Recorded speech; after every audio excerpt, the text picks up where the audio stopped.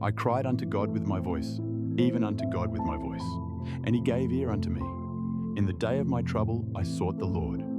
My sore ran in the night, and ceased not. My soul refused to be comforted.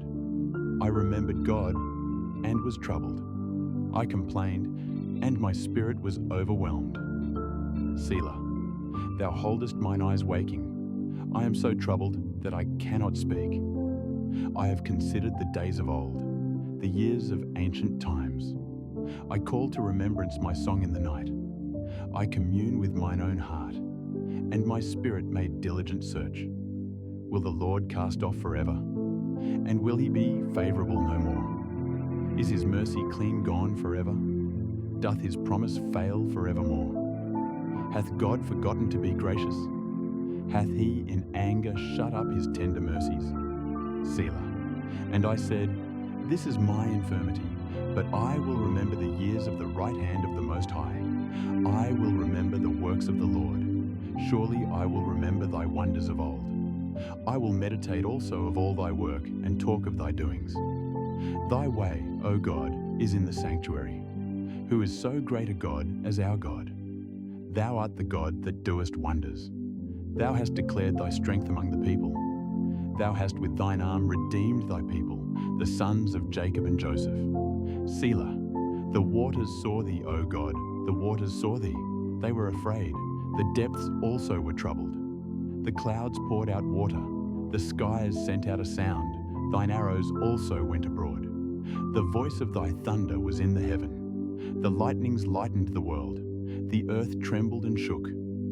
Thy way is in the sea, and thy path in the great waters, and thy footsteps are not known. Thou leddest thy people like a flock by the hand of Moses and Aaron. This psalm is a powerful expression of anguish, doubt, reflection, and eventual reassurance. It begins with a heartfelt cry from the speaker to God, capturing the emotional intensity and vulnerability of someone in great distress. The speaker feels as though they are struggling through a time of significant trouble and expressively conveys their inability to find comfort or rest. The emphasis on voice highlights both the physical act of crying out and the internal turmoil that compels the speaker to seek God so desperately. As the psalm progresses, we see the speaker's soul deeply troubled.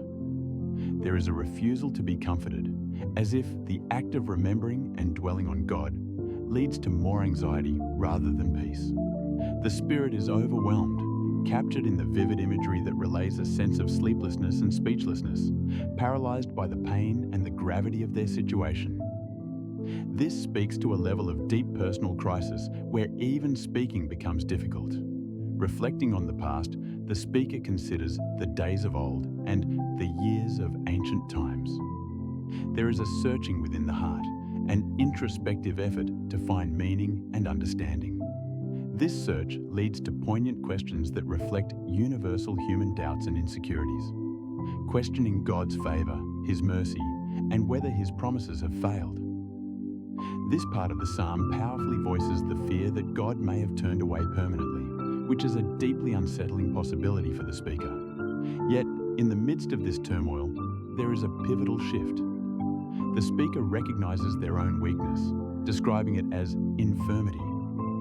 However, they resolve to remember the years of the right hand of the Most High.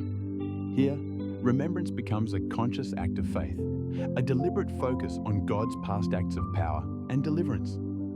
The speaker reminds themselves of the works of the Lord and his wonders of old.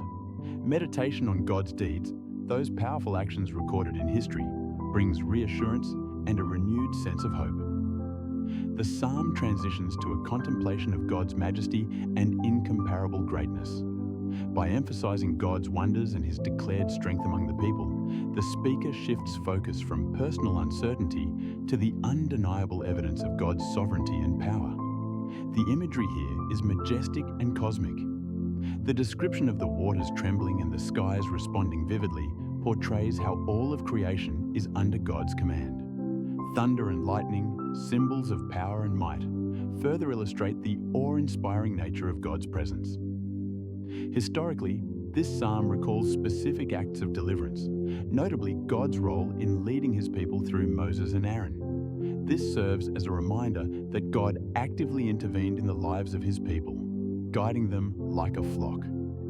The metaphor of God as a shepherd leading his people offers comfort and a renewed sense of trust, as it implies not just power, but also care and guidance. Overall, the psalm is a journey from despair to faith. It begins with deep personal turmoil and moves through introspective questions that reflect a crisis of faith. But it does not end in despair. Instead, it emphasizes remembering and reflecting on God's faithfulness and mighty works throughout history as a path to finding peace and reassurance. Through a combination of questioning, remembrance, and acknowledgement of God's greatness, the speaker finds a renewed confidence in God's presence and past acts of salvation. This psalm, therefore, stands as a testament to human vulnerability while simultaneously celebrating divine power and faithfulness.